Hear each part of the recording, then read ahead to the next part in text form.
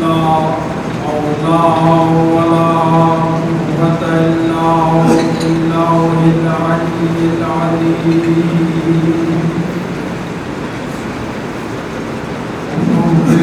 إلى الله إن الله بصير بالعباد أعوذ بالله من الشيطان الرجيم بسم الله الرحمن الرحيم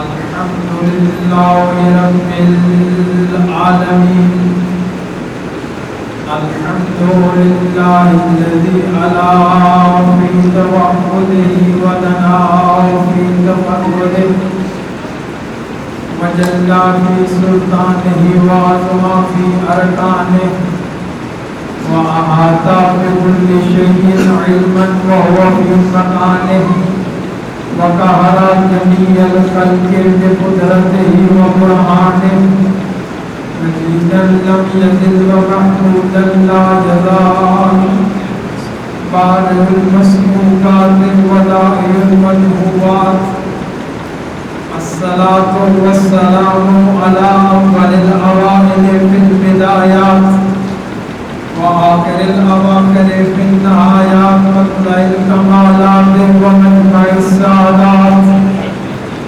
نجم الشرف والعظمة شمس فلك الرسالة والحكمة خاتم المرسلين وسلطان المسلمين وإمام المؤمنين سيدنا ومولانا أبي القاسم محمد أسرار ومطلع أنواره المنسوس بنص من كنت مولاه فهذا علي المولى المخصوص بتشريف أنا مدينة العلم وعلي بابها أسد الله الغالب أمير المؤمنين علي بن أبي طالب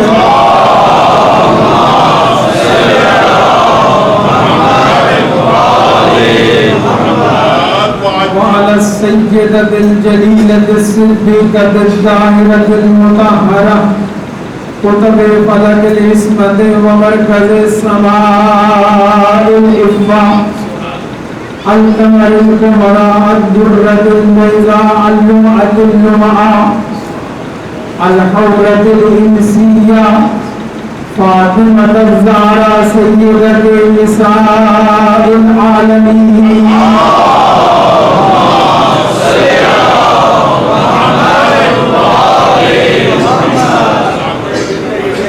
وعلى أولادها الطيبين الطاهرين المعصومين لا سيما الإمام المبين والكافي الحسين وغياث المضطر المستجيب سيدنا ومولانا وهادينا بالحق وإمام المنتظر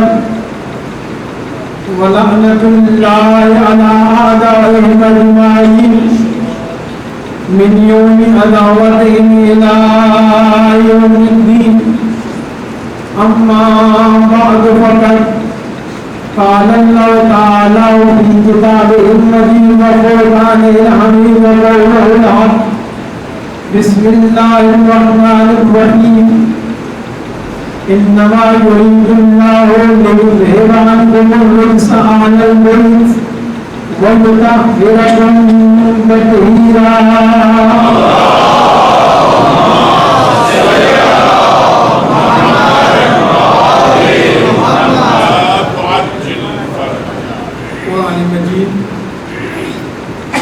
سورہ اعراف آیت نمبر 35 میں ارشاد الہی ہے انما یرید اللہ سوائے اس کے نہیں کہ اللہ کا بس یہی ارادہ ہے کہ تم آل بیت سے رجس کو اس طرح دور رکھے جس طرح دور رکھنے کا حق ہے اور تمہیں اس طرح پاک کرے جس طرح پاک رکھنے کا حق ہے اہل بیت علیہ الصلوۃ والسلام کی معرفت ہی اصل دین ہے. ان کی معرفت کا اعتقاد رکھنا، ان کی ولایت کا اعتقاد رکھنا ہی اصل دین ہے. اور جس شخص کو محمد و آل محمد علیہ الصلوۃ والسلام کی معرفت حاصل ہو جائے اسے دنیا و ما فیہا و آخرت سب کچھ حاصل ہو جاتا ہے. اور بالکل روایات کی روشنی میں اس کے برعکس جو عرض کروں کہ جس شخص کے پاس اور اس موضوع پر ایک روایت نہیں ہے، 200 روایات ہیں جو کہ اہل سنت برادران نے بھی لکھی، اہل تشیع مؤمنین نے بھی لکھی، کہ جس کے پاس ان کی معرفت نہیں ہے، جو ان کی ولایت کا اعتقاد نہیں رکھتا ہے، وہ بے شک ساری زندگی عبادت کرتا رہے، نمازیں پڑھتا رہے، روزے رکھتا رہے، حج کرتا رہے، صفا و مروہ کے درمیان سعی کرتا ہوا مارا جائے، اس کو نہ دنیا میں کچھ ملے گا نہ آخرت میں کچھ ملے گا. یہ روایات کی روشنی میں عرض کر رہا ہوں. خود پاک نبی نے ارشاد فرمایا ہے، روایت عرض کروں، فرمایا من اللہ علیہ بمعرفت اہل بیتی و ولایتہم لقد جمع اللہ فیہ خیرا کلہ. فرمایا جس شخص پر بھی خدا یہ احسان کر دے کہ اس کو میری اور میری اہل بیت کی معرفت اور ولایت عطا فرما دے تو خدا نے اس میں دنیا اور آخرت کی ہر خیر کو جمع کر دیا. توجہ فرمائیے، اس کا بالکل مفہوم مخالف یہ بنتا ہے کہ جس پر خالق کی طرف سے یہ احسان نہ ہو اس کے پاس کوئی خیر نہیں. ان کی معرفت، ان کی ولایت کا اعتقاد رکھنا یہ ضروریات میں سے ہے. اب ان کی معرفت کا اعتقاد اور اعمال، اس میں آپس میں یہی نسبت ہے جو روح کو جسم کے ساتھ ہوتی ہے. جو فرمائیے گا، میں روح کی عرض کر رہا ہوں، بچے بھی سمجھیں. ان کی معرفت کا اعتقاد، ان کی ولایت کا اعتقاد اور باقی جتنے فروعات دین ہیں، اعمال ہیں، نماز، روزہ، حج، زکوٰۃ، خون جہاد، تولّیٰ، تبرع، ان کی معرفت کا ان اعمال کے ساتھ نسبت یہ ہے کہ جیسے ایک روح کی جسم کے ساتھ ہوتی ہے. مطلب کیا ہے؟ واضح سی بات ہے کہ اگر جسم میں روح نہیں، ماشاءاللہ بولنے کا سمجھ آ گئی ہے، جسم میں اگر روح نہیں ہے تو جسم کسی کام کا نہیں ہوتا ہے نا. اسی طرح جتنے بھی اعمال ہیں اگر ان کی معرفت نہیں اور ان کی ولایت کا اعتقاد نہیں، دین بیکار ہے. دین اس طرح ہے جس طرح ایک مردہ جسم ہے. کیسے؟ میں ابھی اور واضح کرتا ہوں. دیکھیں، جس طرح توحید کا اعتقاد ضروری ہے اسی طرح نبوت کا اعتقاد ضروری ہے. جس طرح نبوت کا اعتقاد ضروری ہے سیم اسی طرح امامت کا اعتقاد ضروری ہے. بس مطلب کیا ہوا؟ اگر توحید کا اعتقاد نہیں ہے تو کوئی عمل قابل قبول نہیں ہے. اگر توحید کا اعتقاد نہیں ہے تو کوئی عمل، نبوت کا اعتقاد نہیں ہے، امامت کا اعتقاد نہیں ہے تو کوئی عمل کسی کام کا بھی نہیں ہے. اسی لیے تو مولا امیر علیہ الصلوۃ والسلام نے فرمایا، پڑھنے فرمایا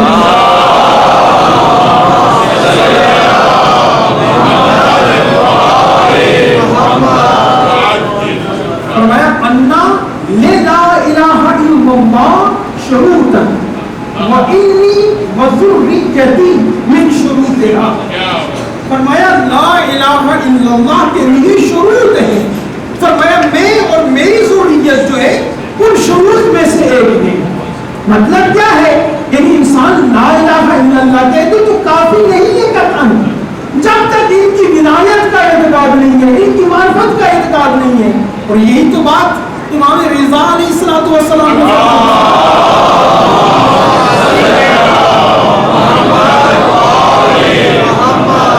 جب مرد تشریف لے کے آ رہے تھے، جب نشاپور میں پہنچے، مرکب رکا، 30,000 راویوں کا مجمع تھا، 30,000 کاتبین کا مجمع تھا، کچھ لکھنا چاہتے تھے، سننا چاہتے تھے۔ اب جب وہ وہاں سے بولا علیہ السلام کا مرکب چلنے لگا، عرض کرتے ہیں یا رسول اللہ آپ آئے ہیں اور جا رہے ہیں، آپ نے کوئی حدیث بھی نہیں تلاوت فرمائی کہ ہم اس سے استفادہ کریں؟ اتنا کہنا تھا تو ایک مرتبہ مولا نے بیان فرمایا، کہا میں نے اپنے بابا سے، انہوں نے اپنے بابا سے، انہوں نے اپنے بابا سے، اسی طرح سلسلہ چلتا گیا۔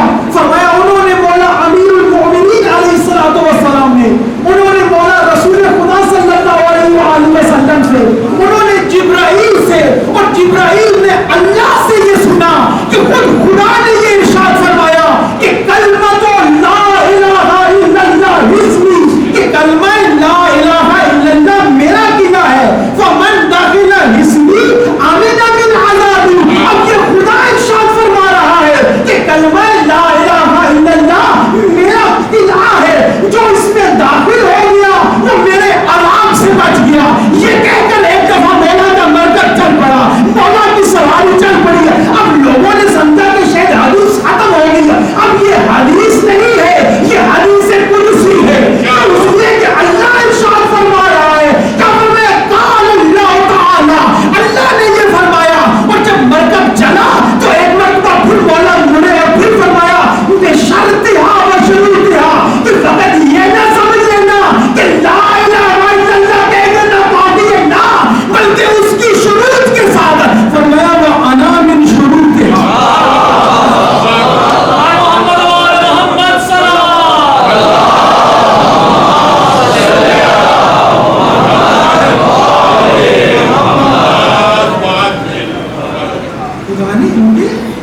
اعتقاد کو، ان پر اعتقاد کو لازم قرار دیا۔ کیوں؟ اس لیے اسی وجہ سے تاکہ ان کی ولایت کا اعتقاد رکھ کر ان کی سیرت پر چلتے ہوئے ہم اپنے حقیقی راستے صراط مستقیم پر چلتے ہوئے بارگاہ الہی میں پہنچ سکیں۔ میں نے غالباً پہلے دن عرض کیا تھا یا کل عرض کیا تھا، یہی راستہ سچا راستہ ہے، حقیقی راستہ ہے۔ اگر اس پر نہ چلے تو پھر معرفت حق حاصل نہیں ہو سکتی۔ معرفت الہی کی منازل انسان طے نہیں کر سکتا، فقط راستہ ہے تو نہیں کا راستہ ہے۔ اور پھر مولا سے زرارہ نے پوچھا، مولا معرفت توحید کے بعد کون سا عمل سب سے افضل ہے؟ مولا نے فرمایا معرفت توحید کے بعد نماز سب سے افضل ہے۔ پھر فرمایا معرفت توحید اور نماز کے بعد زکوٰۃ سب سے افضل ہے۔ پھر فرمایا معرفت توحید، نماز، زکوٰۃ کے بعد روزہ سب سے افضل ہے۔ پھر فرمایا ان ساری چیزوں کے بعد معرفت توحید، نماز، زکوٰۃ، روزہ کے بعد فرمایا حج سب سے افضل ہے۔ لیکن پھر ساتھ فرمایا کہ وفاتیتہ وخاتمتہ نحن، مفہوم یہ ہے کہ ان تمام چیزوں کا خاتمہ ہماری اعتقاد پر ہوتا ہے، ہماری ولایت پر ہوتا ہے۔ معرفت توحید، نماز، روزہ، حج، زکوٰۃ سب کچھ ہے، لیکن اگر ان کی ولایت کا اعتقاد نہیں، ان کی معرفت نہیں، کچھ بھی نہیں۔ کیا فرمایا؟ نماز سب سے ضروری ہے۔ سیرت پہ ہم یہاں عرض کرنا ہے نا، اور نماز کے لیے یقین کریں قرآن میں 84 مرتبہ اللہ نے ارشاد فرمایا ہے۔ نماز کوئی عام حکم نہیں ہے، لیکن فرمان دین میں سے سب سے پہلے اس کو ذکر کیا گیا نماز کو، اور 84 مرتبہ فرمایا۔ اس لیے فرمایا اقیموا الصلاۃ ولا تکونوا من المشرکین، کہ نماز کو قائم کرو، مشرک نہ بنو۔ پھر فرمایا معصوم نے فرمایا من ترک الصلاۃ متعمدا فقد کفر، کہ جس نے جان کر نماز کو چھوڑا اس نے گویا کہ کفر کیا۔ اور روایات میں اس سے شدت کے ساتھ تنبیہ ہے فرمایا کہ اگر کوئی جان کر نماز نہیں پڑھتا ہے، بعض روایات میں کہ اس کا قتل جائز ہے. اور یہی نماز اگر معصومین کے ساتھ مل جائے تو اس میں رنگ ہی اور تبدیل ہو جاتا ہے، اس میں مزہ ہی اور بن جاتا ہے. وہ نماز وہ عام نماز نہیں رہتی ہے. آپ دیکھ لیجیے نا روایات کو کہ جب امام حسین علیہ السلام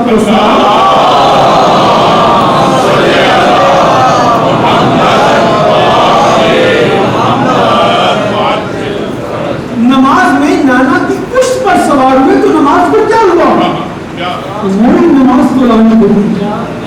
نوجوانوں کے لیے جملہ عرض کرنا چاہتا ہوں، ہے وہی نماز ہے. توجہ فرمائیے گا، ہر روز پاک نبی پڑھتے ہیں، اصحاب پڑھتے ہیں، لیکن اگر حسین نماز کے ساتھ آ گیا، توجہ فرمائیے گا، نوجوانوں کو حوصلہ کرنا چاہتا ہوں، اگر حسین اسی نماز الہی کے ساتھ آ گیا، اب اس نماز کا رنگ تبدیل ہو گیا. اب اس نماز میں پہلے 3 مرتبہ تھا سبحان ربی الاعلی و بحمدہ، آج اس نماز کا رنگ تو دیکھیے نا، 3 مرتبہ نہیں، 7 مرتبہ نہیں، 9 مرتبہ نہیں، 70 مرتبہ یہ کہا جا رہا ہے. تو مطلب کیا ہے کہ اگر نماز ادھر آئے گی، اگر نماز عزاداروں کے درمیان میں آئے گی تو پھر وہ عام نماز نہیں رہے گی. اس میں خشوع کا عالم اور ہوگا، اس میں خضوع کا عالم اور ہوگا. کیوں؟ اس لیے کہ یہ عام شخص نماز نہیں پڑھ رہا، ایک عزادار حسین نماز پڑھ رہا. جناب امام حسین علیہ السلام بلند تر صلوات.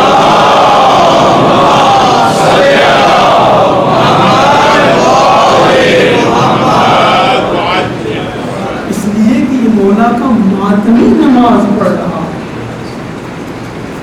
یقین کریں میں قسم کھاتے ہوئے بعض وقت ڈرتا ہوں، لیکن بعض کا مطلب اتنا عظیم ہوتا ہے کہ شاید کوئی یقین نہ کرے تو قسم کھا دی جاتی ہے، لیکن میں حسن ظن کرتا ہوں کہ آپ یقین کریں گے.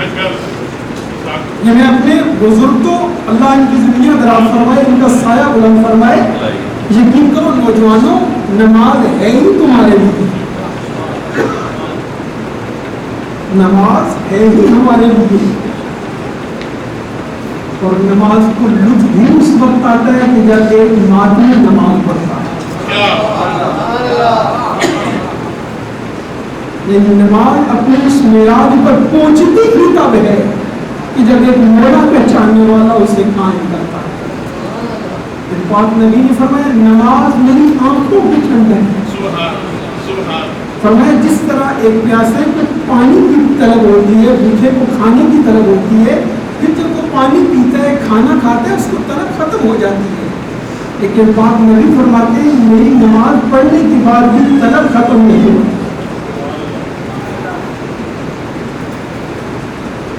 روایت میں مولا سے پوچھا کہ مولا آخری زمانے میں لوگوں کے رزق میں کمی کیوں ہوگی؟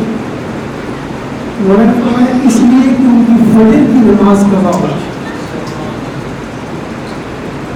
اللہ اکبر. ایک بات آئی ہے یہاں کر دوں پھر آگے بڑھتا ہوں. ابھی ایران آنے سے پہلے بھی کسی ایک ملک سے فون آیا، ایک مومن نے پوچھا، ادھر یہاں آیا، یہاں بھی ایک جوان نے پوچھا کوئی عمل بتائیے باللہ جس سے حالات بہتر ہو جائے. اکثر یہ سوال کیا جاتا ہے کہ حالات میں تنگی ہے، محنت کرتے ہیں، پھر بھی رزق کم ہے، روزی کم ہے، گرا لگی ہوئی ہے، کچھ سمجھ نہیں آتی. تو میں نے اس نوجوان سے جنہوں نے یہاں پوچھا، میں نے کہا بات میں بتاؤں گا لیکن شاید آپ کو یقین نہ آئے. ان کو میں نے تھوڑا سا سمجھایا، اس کے بعد پھر میں نے ان کو بتایا. جو باہر والے تھے انہوں نے بھی پوچھا، ان کو بھی میں نے عرض کیا. یہ بات عرض کر رہا ہوں یہ عام بات نہیں ہے، کیونکہ ممبر ہے کہ ان کی بات میں فری آپ کو دے رہا ہوں. اس کو لیجیے گا، اس کو چھوڑیے گا نہیں. خصوصاً اپنے بچوں کو، نوجوانوں کو عرض کر رہا ہوں. یہ کون ہے کہنے والے؟ قاضی طباطبائی. عارف تھے بہت بڑے، آغا باجت، آغا علامہ محمد حسین طباطبائی، ان سب بزرگان کے استاد تھے نجف میں. اب بھی وادی السلام میں ان کی قبر ہے. جب آپ مشی شروع کرتے ہیں نا کربلا کے لیے، جب قبرستان میں ان ہوتے ہیں ذرا سا آگے بڑھے تو دائیں طرف ان کی قبر مبارک ہے. ان کا یہ جملہ ان کا فارمولہ ہے. جو لوگ کہتے ہیں نا کہ رزق میں کمی ہے، مشکلات ہیں، کچھ سمجھ نہیں آتی، انہوں نے کہا کہ اگر فقط اور فقط 5 وقت کی نماز ٹائم پر پڑھو، آذان ہو، مصلی بچھاؤ، نماز پڑھو، فرمایا جو حاجت چاہتے ہو مانگو خدا سے. فرمایا اگر نہ ملے اس عمل کے بعد تو میرے منہ دیکھو. عام بندہ نہیں کہہ رہا، بہت بڑی شخصیت ہے، ان کی معرفت نہیں ہے ہمیں. آئمہ نہیں عرض کر رہا، قاضی طباطبائی کی بات عرض کر رہا. اور نماز میں دیکھیں نا ہے بھی کیا ہے، سب سے آسان ہے. روزے میں ہمیں کیا ہے، سارا دن بھوکا رہنا پڑتا ہے. سیرت اہل بیت عرض کر رہا ہوں، روزے میں ہمیں سارا دن بھوکا رہنا پڑتا ہے، اور پھر افطاری میں بھی چیزیں بہت مہنگی ہوتی ہیں، مشکل سے اکٹھی کی جاتی ہیں. اور حج میں بھی دیکھنے کتنا پیسہ لگتا ہے، زکوٰۃ دے بھی پیسہ لگتا ہے، خون سے دے بھی پیسہ لگتا ہے. نماز سب سے آسان ہے. کسی جگہ پر 2 منٹ چاہیے، 4 منٹ چاہیے، 3 منٹ چاہیے، بس اتنی سی بات ہے. اور اس کا فائدہ کتنا ہے کہ اگر انسان کم از کم 5 وقت میں پڑھ لے، اتنا فائدہ کہ جو طلب کرو ملے گی.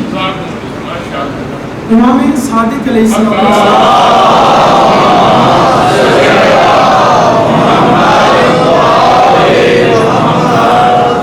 ایک شخص آیا مولا کی خدمت میں عرض کرتے، مولا میں بڑا گناہگار ہوں، مجھ سے بہت بڑا گناہ ہو گیا ہے. مولا نے فرمایا اللہ کریم ہے، معاف فرمانے والا ہے، معاف فرما دے. چند دفعہ اس نے تکرار کیا، مولا نے فرمایا اللہ معاف فرما دے. پھر اس نے اپنا گناہ بیان کیا. مولا نے فرمایا اللہ کریم انہیں بخش دے گا. جب اس نے گناہ بیان کیا، اللہ نے مولا نے فرمایا اللہ بخش دے گا. پھر مولا نے فرمایا میں تو ڈر گیا تھا. جب اس نے بار بار کہا نا کہ میرا گناہ بڑا ہے، گناہ بڑا ہے، گناہ بڑا ہے، مولا نے فرمایا میں تو ڈر گیا تھا کہ شاید تم سے فجر کی نماز پڑھ رہا ہو. سوچیے کہ عام بات نہیں ہے. ان کی ولایت کمال ہے ہمارے لیے. آج سے 2 سال پہلے میں نے آپ کی خدمت میں کافی مرتبہ کافی روایات عرض کی تھی. جنت ہے ہی ہمارے لیے، لیکن آئمہ بار بار فرماتے ہیں ہماری مدد کرو تقویٰ کے ذریعے، پرہیزگاری کے ذریعے. فرمایا جنت میں مقامات حاصل کرو کوشش کے ذریعے. جنت کو لے دیں گے، شفاعت کریں گے انشاءاللہ، لیکن جنت کے اندر پھر مرتبے ہیں نا مقامات کے. وہ کہتے ہیں ان مقامات کو حاصل کرنے کے لیے زحمت کرو، محنت کرو، تقوی الہی اختیار کرو. ایک اور شخص مولا کی خدمت میں آیا، آپ عرض کرتے مولا استخارہ فرما دیں، میں فلاں جگہ جانا چاہتا ہوں. اب پہلی بات تو یہ ہے کہ میں کہتا ہوں پاگل ہے، امام حاضر سے استخارے کی کیا ضرورت ہے؟ ان سے حکم پوچھنا چاہیے. استخارہ تو ہم جیسے طلاب سے کرانا چاہیے نا. مولا سے کہہ رہے پاگل، امام معصوم سے. مولا استخارہ فرمایا فلاں شہر چلا گیا تجارت کے لیے. انہوں نے استخارہ کیا، فرمایا منع نہ جو. وہ پھر چلا بھی گیا، اس سے بڑا پاگل ہو گیا نا. چلا گیا، واپس آیا مولا کی خدمت میں، ٹھیک ٹھاک پرافٹ لے کے آیا. آ کر بڑے خوشی کے انداز میں کہتے مولا آپ نے استخارہ کیا تھا، منع آیا تھا، میں گیا، لیکن پھر اتنا پرافٹ ہوا. مولا نے فرمایا یہ بتا کہ فلاں دن فلاں وقت فجر کی نماز تم نے پڑھی تھی. استخارہ میں تو بہت سی چیزیں آتی ہیں جب آپ خدا سے طلب کر رہے ہیں، جس طرف ہمارا ذہن بھی نہیں ہے وہ بھی اس میں آئے گا. مولا نے فرمایا نماز فجر کی پڑھی تھی. عرض کرتے ہیں نہیں سمجھتے رسول، یہ اپنا رسول نہیں پڑھ سکتا. فرمایا یاد رکھ دنیا وما فیہا میں جو کچھ ہے اگر وہ بھی تمہیں دے دیا جائے نا اس نماز کے مقابلے میں کچھ نہیں. خدا آپ کو سلامت رکھے، اللہ آپ کی زندگی دراز فرمائے. آیت مجیدہ میں ہوں میں انما یرید اللہ ہوں. اب یہاں پر پہلے قدم پہ ایک سوال پیدا ہوتا ہے. آیت مجیدہ پر گفتگو اور بولنے سے پہلے ایک سوال پیدا ہوتا ہے من ہم اہل البیت. کہ اللہ جن کے لیے کہہ رہے انما یرید اللہ، کہ اللہ کا ارادہ یہ ہے کہ اے اہل بیت تم سے رجس کو دور کریں. اب سوال یہ کہ اہل بیت ہیں کون؟ ظاہر سی بات ہے کہ جب پہلے عرش بنے گا اس کے بعد اس کا چھت ڈلے گا. اب جو اہل بیت کے بارے میں ہم نے گفتگو کرنی ہے کہ ان کی یہ عظمت ہے، یہ عظمت ہے، یہ عظمت ہے، ان کے بارے میں اللہ نے یہ فرمایا ہے، تو یہ اس وقت ثابت ہوگا جب پتہ چلے گا کہ وہ ہیں کون. توجہ فرما رہے ہیں یہ نہیں؟ فضیلت اور سیرت اہل بیت ذہن میں رکھیے گا. سیرت میں نے آپ کی خدمت میں عرض کی، چند جملے فضیلت کی بھی سماعت فرمائی. اب وہ اہل بیت ہیں کون ہیں؟ اب سب سے پہلے علماء لغت سے اگر پوچھا جائے تو ظاہر سی بات ہے عربی ہے، علماء لغت سے پوچھنا پڑے گا کہ یہ کون ہے. تو اہل البیت جو لفظ ہے نا، دو لفظوں سے مل کر ایک جو لفظ بنا ہے، مرکب ہے، آل اور البیت. آل اور البیت دو لفظ ہیں.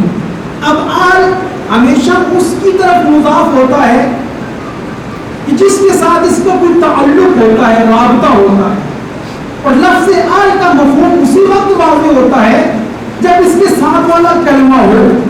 مثلا کہتے ہیں اہل مسجد، اہل منبر، اہل قرآن، اہل دین، اہل تشیع، ہے یہ نہیں ایسی بات؟ اہل کربلا.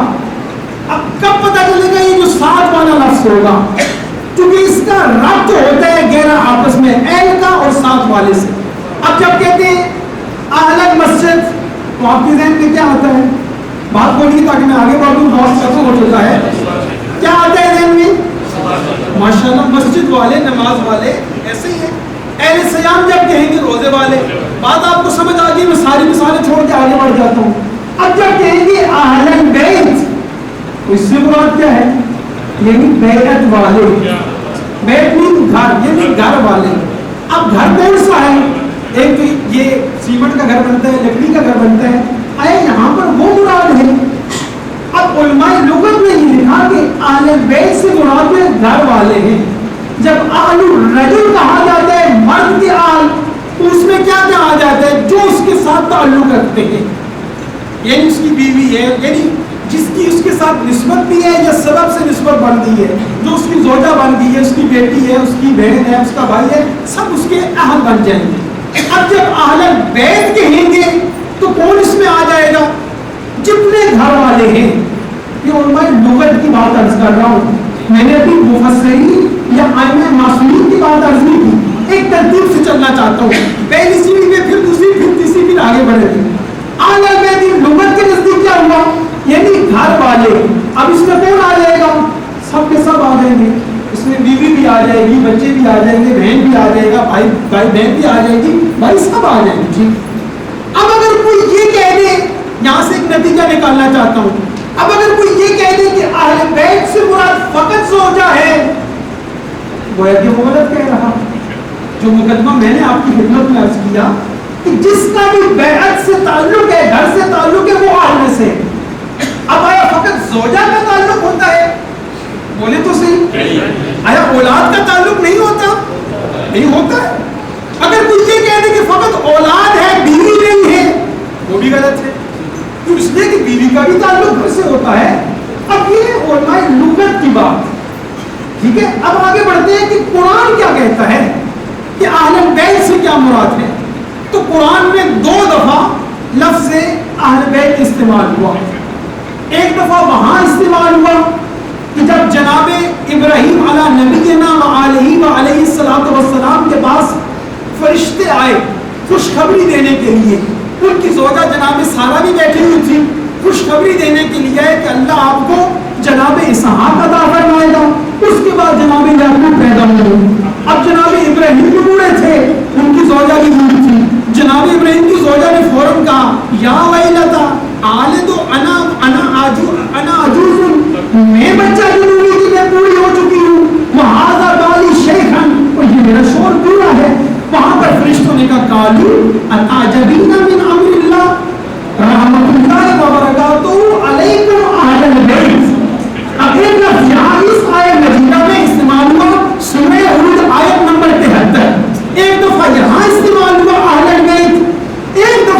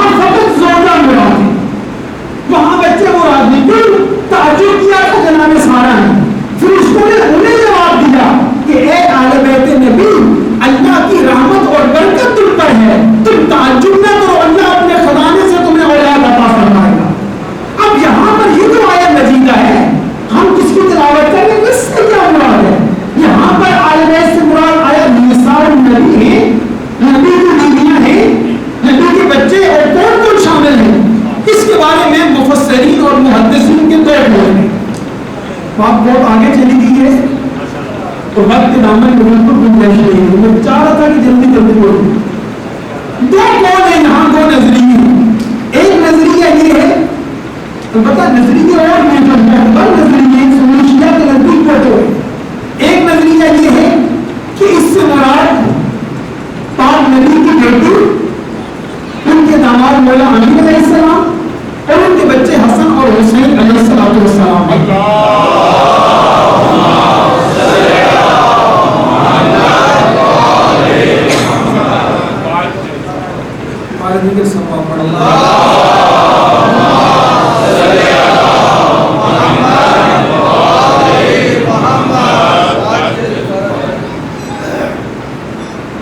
دوسرا نظریہ یہ ہے, میں بات کو یہاں پہ روک رہا ہوں کیونکہ مجبوری ہے, آگے پہنچنا ہے, وإلا میں کم از کم یہ بات ختم ہو جاتی بہتر تھا.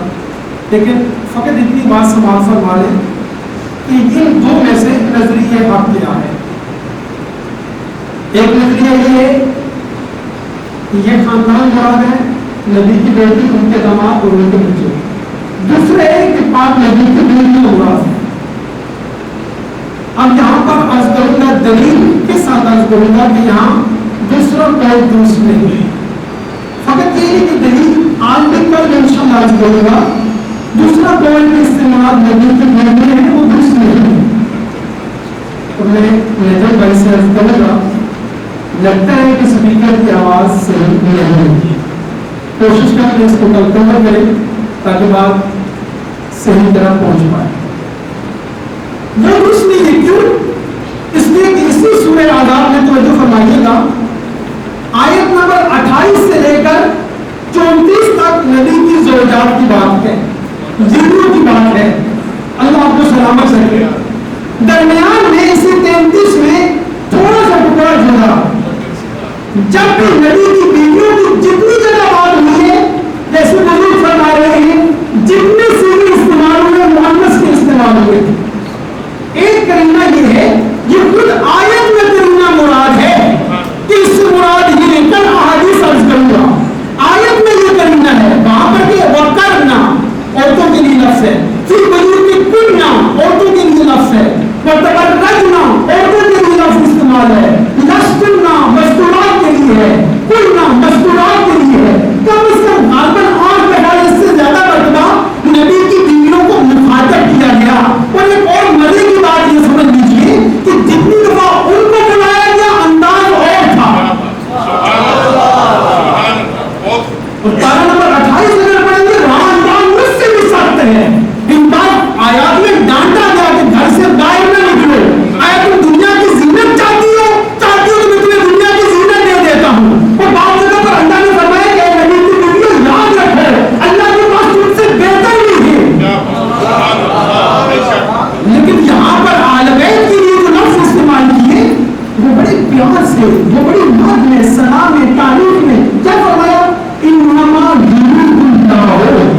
یریدو لیذہب عنکم الرجس اہل البیت. اب یہاں پر توجہ فرمائیں, یہاں لفظ کا استعمال ہوا عنکم, مذکر کا صیغہ کہ تم سے, پیچھے جتنے ہیں وہ سب مؤنث کے ہیں. بس اس سے یہاں پر اور بھی قرائن ہیں آیت میں, لیکن وقت نہیں ہے, میں چھوڑ رہا ہوں. ایک کرینہ جو بہت واضح ہے, چھوٹے سے بچہ بھی اگر توجہ کرے ذرا سے اس ترجمے پر, اس کے لیے واضح ہو جاتا ہے کہ یہاں پر مراد کیا ہے, مذکر کا صیغہ ہے, یہ آل بیت, یہ 4 حسن مراد ہے. اور باقی روایات میں باقی ہمارے 9 آئمہ بھی مراد ہیں. لیکن خدا کی قسم ہے, بعض جگہوں پر مورخین کو خریدا گیا کہ جان کر جتنے فضائل آل بیت کے ہیں ان کو ہر وقت مخالفین تھے. جتنے بھی فضائل تھے, جتنی بھی فضیلتیں تھیں, ایک ایک کو اٹھا کر اس طرف لے جایا گیا. لیکن فضیلت بھی ہر جگہ بیٹھتی نہیں ہے, اس کے لیے بھی ظرف چلنے ہوتا ہے. کاش اہل بیت کی عظمت کو سمجھ لیا جاتا, اگر سمجھ لیا جاتا بے شک کچھ اور پڑھتا, لیکن چونکہ وقت نہیں ہے میں کچھ اور پڑھنا چاہتا ہوں. لیکن سب ان کا ذکر ہے ایام کے لیے. اگر ان کی عظمت کو سمجھ لیا جاتا نا حسین کو مدینہ میں چھوڑنا پڑا. ہاں اگر حسین مدینہ چھوڑ بھی دیتے نا تو شاید ہم اتنا نہ ہوتے. نبی کی بیٹیوں کو مدینہ میں چھوڑنا پڑا. عزت والوں، غریبوں، عزاداروں، ان کی عزت، ان کی عظمت فقط آپ بھی سمجھ سکتے. یہ کون ہی نبی کی بیٹیاں، یہ وہ نبی کی بیٹی ہے کہ اگر نانا کی قبر کی زیارت پہ بھی جانا چاہتی تھی نا تو رات کی تاریخی میں کرتی تھی. روایت کے جملے ایک دفعہ جب رات کی تاریخی میں چلی نا حضرت رسول صلی اللہ علیہ وسلم علی جان کے آگے حسن ساتھ ہیں، حسین ہیں، عباس ہیں. علی نے بڑھ کر کے کہا حسن بیٹا جلدی کرو، نانا کے روزے کا چراغ بجھا دو. حسن نے کہا بابا آپ ساتھ ہیں، میں ساتھ ہوں، حسین ہے، عباس ہے. رات کا عالم تاریخی ہے، کوئی شخص نہیں ہے. کون دیکھ سکتا ہے کس کی نظر پڑ سکتی ہے؟ کہا حسن حسین میں برداشت نہیں کر سکتا کہ کسی کی نظر زینب کے کٹ پر نہیں کر جائے. اگر 28 رجب کو اگر علی مدینے میں پتہ چلتا زینب مدینہ کس کو چھوڑ رہی ہے. ابو نے ابن سلام کہتے ہیں کہ میں کوفہ سے آیا ہوا تھا مدینے میں، مجھے پتہ چلا کہ حجاز کا بادشاہ حسین کا تجار کا سلطان مدینہ چھوڑ رہا ہے. میں نے کہا جاؤ ذرا دیکھو تو صحیح نا کہ نبی کا بیٹا مدینہ چھوڑتا کیسے ہے. کہا میں گیا، میں نے کیا دیکھا حسین بیٹھے ہوئے ہیں، سارے بنو ہاشم ساتھ ہیں، نورانی نیچے نہیں. یا میں نے کیا دیکھا محمد تیار ہے یا اتنے میں ایک کپڑا ہٹا